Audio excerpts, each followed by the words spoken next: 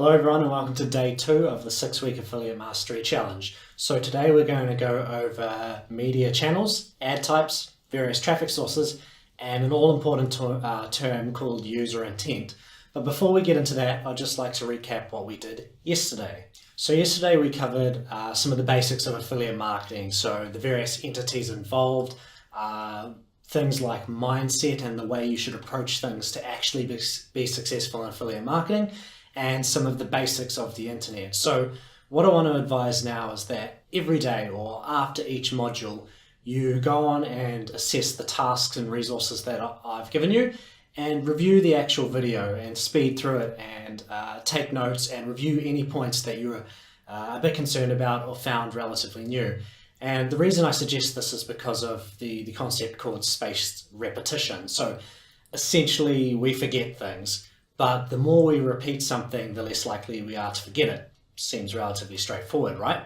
So have a look at this figure here. So what this figure shows is essentially your rate of forgetting things decreases the more times you actually repeat something. So at any point in time of this challenge, if there is something quite technical I go over or some relatively new concept which you think is quite important but was relatively hard to completely understand when I first introduced it, go back and actually review that part of the video and the resources. If you do that several times, maybe the day after and at the end of the week, then you'll be much more likely to actually remember that for the rest of time without much effort. So today we're going to talk about media channels, traffic sources, and various types of advertising that you can actually get access to on the internet. So what are media channels? Think of these as the form in which users actually digest content or the medium.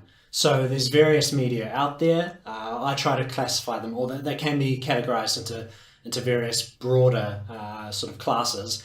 The first one is traditional media, and traditional media are things like print, so the original forms in which you may encounter advertising, like books, newspapers, magazines, recordings, even CDs and vinyls, cinema, which is perhaps one of the more popular forms of traditional media advertising today.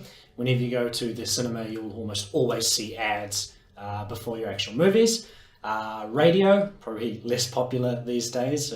Maybe internet radio is kind of like a hybrid or a new age form of that. And of course television, where in fact a lot of money is spent on advertising. And then you get so-called new age interactive media, and a lot of this is through the internet, but you also get smart advertising in places like malls and dynamic billboards and things in subway stations. There's a lot of different ways you can advertise to people.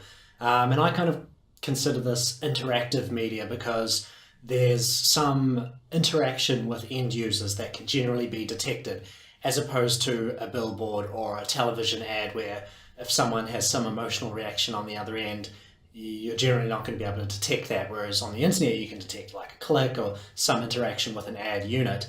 And smart TVs are actually a good example of a type of advertising which is increasing or becoming more mainstream at the moment. So many of you will have encountered smart TVs already where you can do various things on them, and ad formats are coming into the spotlight on those as well. Mobile is kind of like a medium of its own. So you, as a delivery method, mobile devices, it's all through the internet essentially, but the amount of ad units and the way in which that advertising can be delivered to people on mobile devices is so diverse that you can generally consider it its own medium. Now, outside of mediums, let's go on to the types of internet advertising that you might encounter. So there are many advertising channels that exist within all the different mediums of actually communicating with users. The most common is probably banners. So traditional display banners, just images on websites of different sizes and formats, generally on desktop. And then you get mobile display. Again, mobile is kind of like its own channel and medium and ecosystem. So these can either be on mobile sites that people are browsing on those devices, or in apps. And you can also get native advertising, which is kind of a big thing at the moment. Another type of internet advertising you may encounter is search. advertising on Google, Bing, Seven Search, and so on. And you can almost guarantee that everyone on the planet almost has encountered a Google search ad. Email is another very common form of advertising, perhaps one that you won't encounter so readily because typically you have to make some initial commitment to a list or a subscription of some kind to receive email advertising. That's ignoring spam, of course, which no one wants to deal with and you should never touch. So with email, you get things like list building, list selling, cross-selling, and cross-promotion between lists, and so on. Now, pops or pop-ups are another common form of advertising, one that arguably is dying and is not necessarily worth a big investment into, but pretty much everyone has encountered a pop-up, right? And most people hate them. So you get pop-ups, pop-unders, tab-unders, various forms of windows popping in the foreground or background when you're browsing the internet. And there's various ways that these can be triggered, either by adware on your computers, on your computer, or through other means. You get direct navigation or redirect traffic, which is a little different. Then you have social media, Facebook, Twitter, Instagram, Pinterest. They generally need no introduction. And then there's less traditional advertising approaches that are kind of becoming more and more common and even more traditional nowadays. So things like Vine and Snapchat and Periscope, where you may not necessarily have paid and sponsored ad units that you directly use to advertise, but those mediums themselves can be useful awareness and brand advertising tools to generate followings and people who are intently listening to some user or some brand or some person who can then be pushed towards certain actions at a later stage. There's also video advertising, so YouTube being one of the major ones there. You get video on native ad networks, especially on mobile apps as a native ad format. So most people who browse YouTube on their phone or play games on their phone will have at some point encountered video ads that pop up and kind of stand in the way of them getting to some deeper part of whatever site or app they're using. And then you get sites where you can use video ads directly. So Facebook and Instagram, for example, where like on Facebook, the video ad is an actual ad unit. Another type of advertising is content marketing, which is something which has become much more popular over the last few years. So you have traffic sources like Taboola and Outbrain, and these generally offer cross-promotion of rich content and have this kind of viral aspect to them. Another advertising or type of internet advertising you'll encounter is native advertising, which I've kind of mentioned a few times already. So native advertising is kind of like just that, native or intrinsic. So with new interfaces, new technologies, and new ways in which people actually digest and interact with content, there's always going to be new ways of actually advertising to people or injecting advertising into those experiences. So you get things like in-app interstitials, inset-based networks, sponsored apps, interstitial video, push notifications, all of these various types of things which kind of natively integrate into mobile and app experiences. Another type of advertising is, it's kind of like a broad category, but this thing called rich media. So rich media is just a broad category, and when this term is used, typically what people are talking about is the movement of the industry towards HTML5 and rich dynamic ads rather than static banners and flash banners. And you can kind of consider these like an ad unit where it's almost like a website inside of that ad unit. And within the rich media specifications, you get these things called rising stars, like billboards and film strips and sidekicks, which we'll talk about a little later. Another type of internet advertising is pay per call, which is perhaps the newest of all of the internet advertising types I've talked about, at least when it comes to how popular it is. It's been growing substantially over the last few years, and it mainly involves Google, these sort of click-to-call ads, but Facebook is kind of heading that way as well. So aside from the internet advertising types, let's actually have a look at various banner ad examples and talk a little bit more about these traffic sources and specific ad types. So here are some examples of typical display banners, and perhaps this is all of the examples. There's quite a lot in there. So the typical ad sizes that you'll encounter in terms of display banners are the leaderboard, 728 times 90, skyscrapers, which are 120 or 160 wide and 600 high, the medium rectangle, 300 times 250, and the rectangle, apparently, 180 times 150. To be honest, the leaderboard and the medium rectangle are most certainly the most common that you'll encounter when you do display advertising. And when you get to the rising stars and the desktop display kind of category, there's quite a few there. And to be honest, I haven't really used these, and they all seem relatively interesting, but they kind of take a lot more investment in terms of how much creative input and investment you have to put in to actually make these ad unit types if you want them to actually be rich media rising stars. But here they are anyway. So you have the billboard, the film strip, the portrait, the pushdown, the sidekick, and the slider, all outlined here as you can see on this figure. And these ads, first of all, why do they exist? Why have we moved from banners towards rich media in these different formats? So it kind of comes down to web owners and the advertising ecosystem made by various advertisers wanting to optimize the use of space on websites. So no one would argue that the typical designs of websites have drastically changed over the last 10 years. Now, we kind of went through Web 1.0 where things were pretty ugly by today's standards, and we moved into more rich media type sites, and then lots of sites which kind of descended from WordPress themes and things. And now in this day and age, you have a lot of websites which are very creative and dynamic because the technologies that actually build websites or can be used to actually present some sort of interactivity and user experience to users are much more advanced. So the types of ad units that you would use obviously are going to evolve with that. So these rich media rising stars in the display banner space, they're better canvases for HTML5, so rich interactive ads. They're generally bigger, which gives you more space to actually do things. And studies have shown that they tend to actually give higher engagement. And this can be for a number of reasons. First of all, if something's different to what most people are used to, it's generally going to get more engagement from users and more interaction with users and a better response. But in terms of studies, people have shown that these kinds of ad units tend to give higher click-through rates. The time spent engaging with them seems to be higher. They cost less because of these changes in metrics, and they're just more attractive to the end user, right? Now, one thing that I should mention is this word engagement. I don't like it. So as a performance or direct response marketer, this word is kind of, it's nebulous and vague, and it doesn't really mean that much. So a user can be engaged.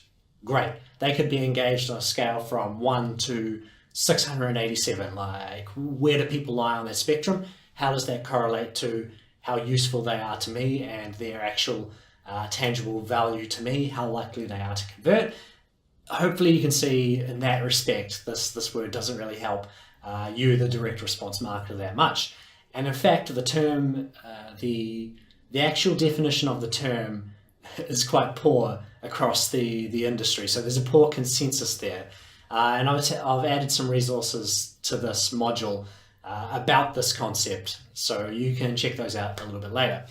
So moving on from that, let's talk about mobile display instead of desktop display, which we just talked about. So the standards for the sizes of mobile display banners are set by the IAB, the Interactive or International Advertising Bureau, which, if I didn't mention earlier, they kind of set the standards on what rising stars are, the definitions, the names of different ad units and different ad dimensions and so on. So they set sort of guidelines there to kind of regularize the advertising or the internet advertising industry. So when you go to mobile, a mobile display, the most common is 320 times 50 banner by far. And then there's multiple sizes which are shared with traditional display. So you have your 300 times 250, medium square or rectangle. Yeah, it's not a square, a rectangle, and you have your 728 times 90 display ad as well. And then you get large interstitials, which are more common in mobile than desktop, like the 320 times 480, which is actually a common screen size. 1024 times 768, again a common screen size. Well, it's more tablet orientated. And within mobile display, you get rising stars as well. And of course, native ads, where native ads can kind of do whatever they want. So within the mobile display rising stars, you have the slider, the full page, the pull, which is sometimes called push, and this is not to be confused with push notifications, the adhesion banner, and the film strip. So these are all kind of interesting ad types which many of you have probably encountered on your mobile devices at some point in time. Now again, I've shared some resources on these, so you don't actually have to try and remember all of these off by heart, and you may never even use them, but I've left the resources there for this module so you can actually review those to remember what those are, and you can look at this URL if you want to actually see the most up-to-date rising stars, because the definitions and the actual rising stars do kind of change over time. So I've mentioned native advertising quite a few times, so let's look at some actual examples of native mobile ads that you may encounter.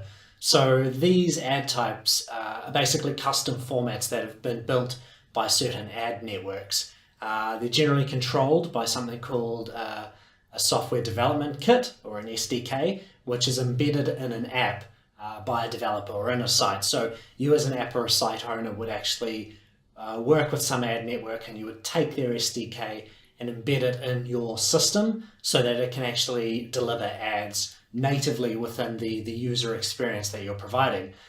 This is what integration is, or this is called integration with ad networks. And again, these ad formats become native to your application. Now, AirPush is a great example of a native ad network, or an ad network that provides various native ads. And AirPush kind of has an interesting history. So people who've been in the industry a while will remember AirPush as being the company that did push notifications to people's phones, hence the name. And then there were changes in the legislation and the regulation over these, which kind of crippled them and almost destroyed their business overnight. But they've kind of risen from the ashes there, and actually now are one of the biggest and the kind of one of the nicest ad networks that you can work with. But let's actually just have a look at some of their native ad types. So you can go look at these directly on their website as well, but I'll just take you through a few of them. So there is the banner info type, which is essentially just a small banner across the bottom of whatever app you may be using. There is the abstract style ad, which, as you can see, is kind of an overlay over some app or something that you're using, which looks a little more integrated and unique and gels with the actual user experience more than this banner. There is the overlay info, which is kind of like an interstitial where it pops up some sort of banner or some dialogue over the top of what you're actually doing. There is the app wall info, which generally we would call this an app wall, which just gives you a selection of different apps that you can download or get involved with. So it's kind of like multiple advertisers or multiple ads within one unit that is served to a user. And aside from those ones I've showed, there's other ad types as well, which you can go look at, but things like in-app full landing pages, which pop over the top of what you're doing, where it's your own website just kind of popped over things, where people can just close that directly. There's notification types. There's always lots of innovation going on in the native mobile advertising industry, which is why it's becoming more and more popular to affiliates. Now, in terms of the ad types involved with these various advertising channels, which I've already gone over, so some more specifics here. When you get to search, which needs no introduction, most of the ad types that you'll encounter are contextual, so they're based on what you've actually been searching for, the keywords there. And you may get sponsored search results, for example, where those results rank at the top or amongst the top results, amongst the organic results. And then you can have ad units on the right-hand side or the left-hand side, which aren't search results at all. With most email marketing, you generally consider the advertising to be direct, like it is the newsletter or the email that you've sent people, and you might have links in there and so on, but that entire document is kind of the ad that you're using. But you can get things called solo ads, which are essentially ads which get placed within other people's email newsletters. Pop-ups, a dying traffic source, which everyone knows, loves, and hates. Then you get pop-unders as well, which are sneakier, where they pop underneath the window that you're actually using. In a sense, it's all a pop-up of some kind, however it actually may display to you. This industry is kind of dying for a number of reasons, but to highlight a few, ad block plugins in your browsers, basically killing off more of these as time goes on. And you have pop-ups and you have PPV. And with PPV, this is generally adware based and requires you to have something installed on your computer, like a terrible toolbar or something. You know, the things that your nana would probably have, or your grandmother would probably have on her Internet Explorer or something like that. And they're slowly getting thwarted more and more over time. Direct navigation is kind of in the same vein as pop-ups.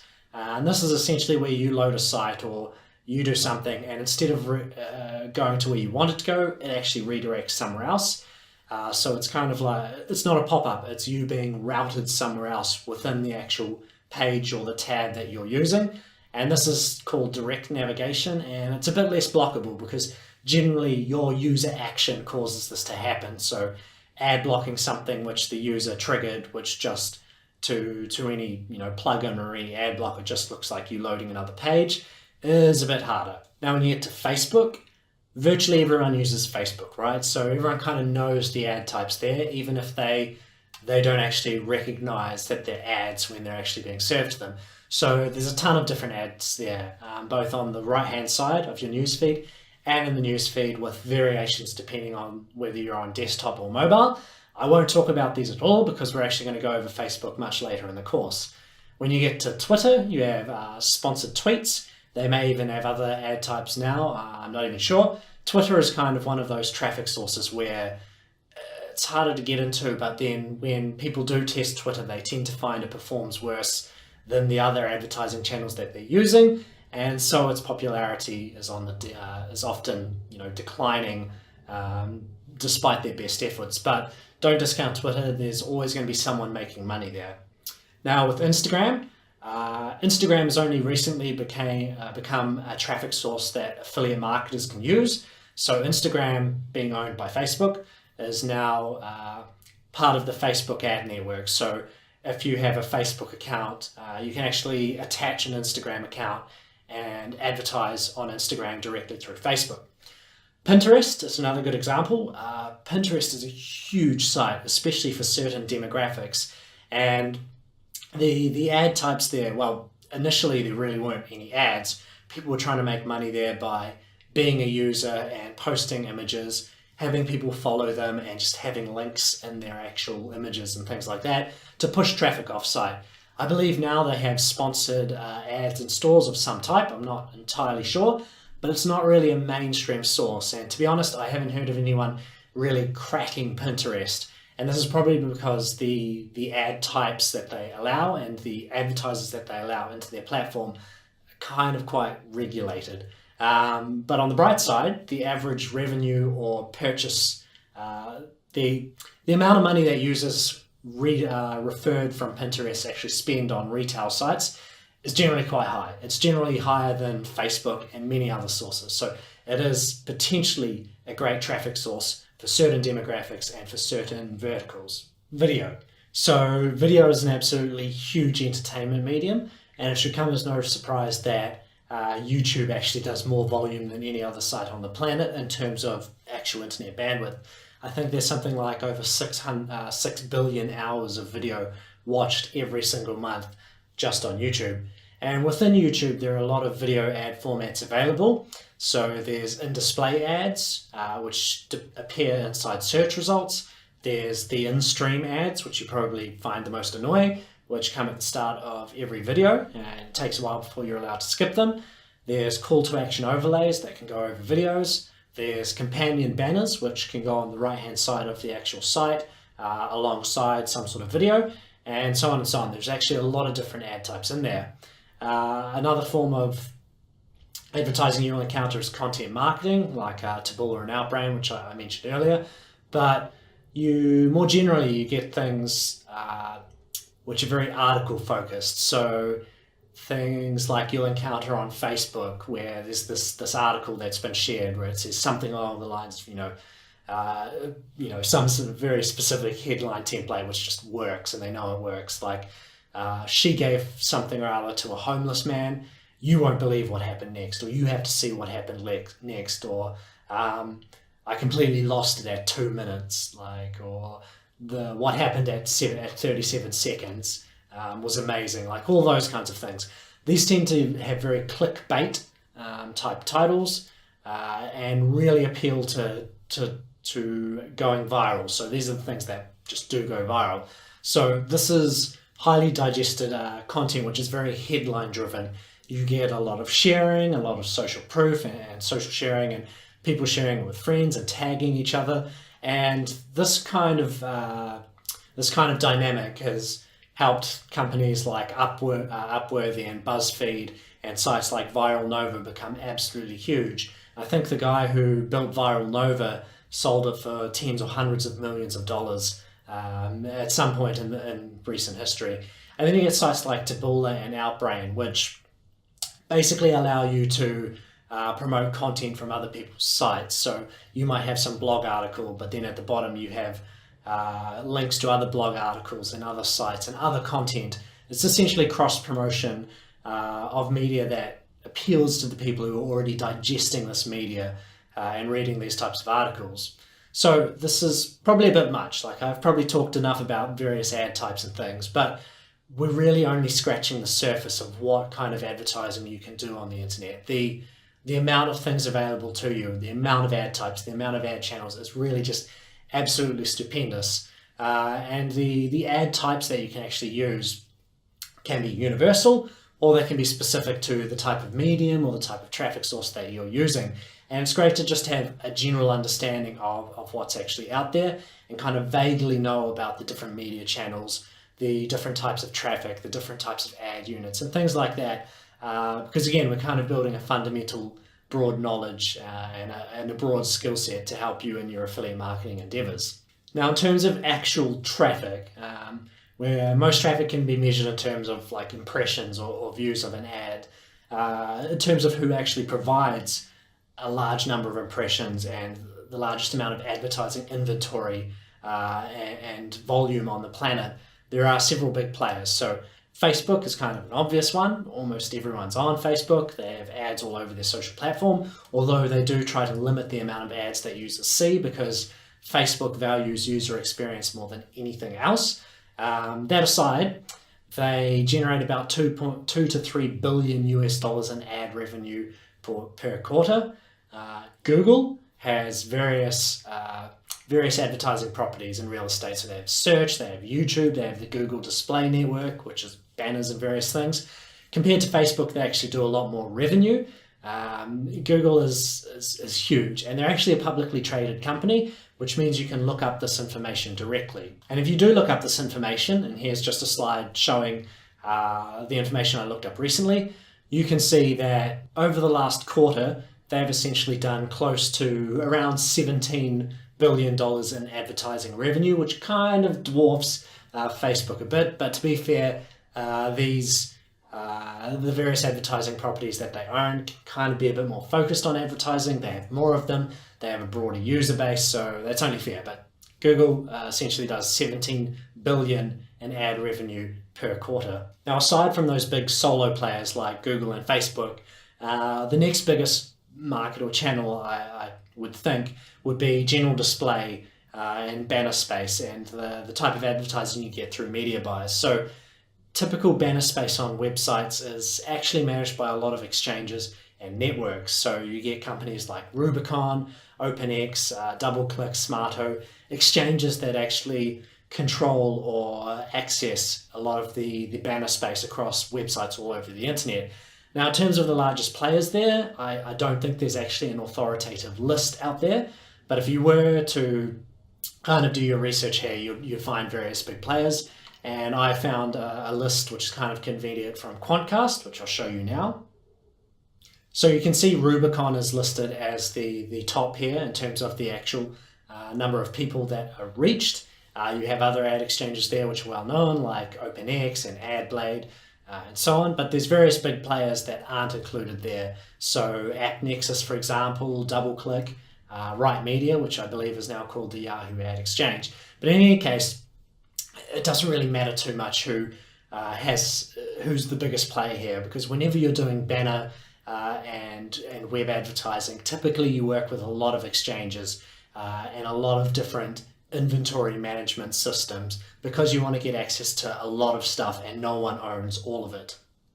And then stepping back toward you as the affiliate and the type of platforms you would work with directly, you get real-time bidding platforms like SiteScout and Bonanza, which aggregate traffic from a lot of exchanges and might connect to Rubicon and Smarto and to various other exchanges and ad networks. And they're kind of the places where you would purchase ad inventory in a more flexible manner.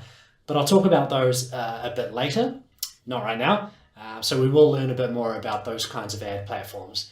But for now, let's just have a look at some of the basic ad networks that exist. So again, there's no authoritative list, but if we go to a site like SimilarWeb, for example, we can look at the ad network category and we can see various players there. So if you go to SimilarWeb and you go to the ad network category and look at worldwide, you can see OnClickAds.net is number one, and then AdCash and Your Ad Exchange, and then various others there that are relatively well known. Now, if you look at some of these ad networks and actually click on them and look at their actual rankings and some of the data on them, for OnClickAds, for example, you can see they have close to 1 billion measured visits, and this is just through SimilarWeb. How accurate this is, no idea. It's probably an underestimate. And in terms of the actual banner space on websites and the number of impressions available, this is actually very small. If you look at AdCash, you can see it's at about half, and down to YourAdExchange.com, 315 million. So these platforms deal with a lot of different, impressions and serve banner traffic to many countries around the world. If you go down to traffic by countries for whatever site I'm on, I think this is on Your Ad Exchange, you can see the traffic is primarily Brazil, Turkey, India, Mexico, Russia. So these top four are very high populous countries, but you can kind of see that Latin America, India, and Turkey dominate their traffic or are the major players there. So every different ad exchange and ad network and site will have regions in which they have a lot more traffic than others. But again, there's no authoritative platforms which actually control the largest amount of, or the predominant amount of inventory on the planet. Moving on from general display and banners, you get POPs and redirects. With POPs, there's easily billions of monthly impressions within this type of traffic. So if we go take a look at some of the statistics from ZeroPark, here you can see almost 30 billion in monthly redirects listed, with a lot of volume coming from Brazil, United States, India, Russia, so various countries there. Billions of impressions from redirects and pop-ups. So this is kind of like a traffic medium which is slowly getting less popular over time, and arguably the amount of volume slowly going down, but there is still a ton of volume there that you can use. Now, with mobile banners, the ecosystem is kind of the same as desktop and typical banners, where in this case, you have app and site placements. It's all kind of managed by various ad networks and exchanges and real-time bidding platforms. No one exchange or company owns, a huge chunk of the actual available inventory or impressions. It's just spread out over a lot of different exchanges. And again, you have app and site placements and you have native ad networks. And if we go to another site, in this case Pocket Math, and we look at their actual Explorer to show some of the inventory they have, the results are kind of quite remarkable. So just on their platform alone, they have access to about 13.6 million different sites, apps, and placements, and serve over 30 billion impressions per month, I believe. Sorry, this is per day. See, 30 billion per day versus 30 billion per month with the pop-up and redirect source that we looked at. And that covers almost 250 countries and over 20 exchanges. So there's just an insane amount of traffic there, spread out all over the world, over so many publishers. So really, you wouldn't say, okay, you might say that the actual advertising space there is very fragmented, but essentially there's just such a huge amount of choice and so many different platforms, exchanges, and sites involved that it's really just an ecosystem of its own. Now, as for specific traffic sources that you can actually be involved with and advertise on, I won't list them here because there's really just so many and it'll be very boring for me to just say, here's this source, here's that source, as boring as I probably already have been. But what you can do is check the resources section associated with this module, and I'll provide a list of various traffic types and sources, and I'll highlight some of the ones which are better introductory platforms for you to actually join. So in terms of these traffic sources that you can join, how do you actually fit in there? What can you actually do? So many high volume sources tend to have barriers to entry that will limit how applicable they are to you and how readily you can actually get involved with those. But to be honest, most of the traffic on the planet is freely available to buy. There's nothing stopping you from, for example, advertising on Facebook or advertising on YouTube or Google AdWords, or joining some real-time bidding platforms such as a mobile DSP that may have access to 30 billion impressions per day and over 20 exchanges like the statistics I just shown. There's very little stopping you actually doing that. So you can advertise on some of the biggest sites on the planet with very little barrier to entry. And that's one of the reasons why affiliate marketing is so attractive, or at least paid affiliate marketing is so attractive to so many people, because while there is all these barriers to higher level stuff, to actually get started, besides needing money and direction, there's so much, there's almost unprecedented access to inventory that you can actually try and monetize.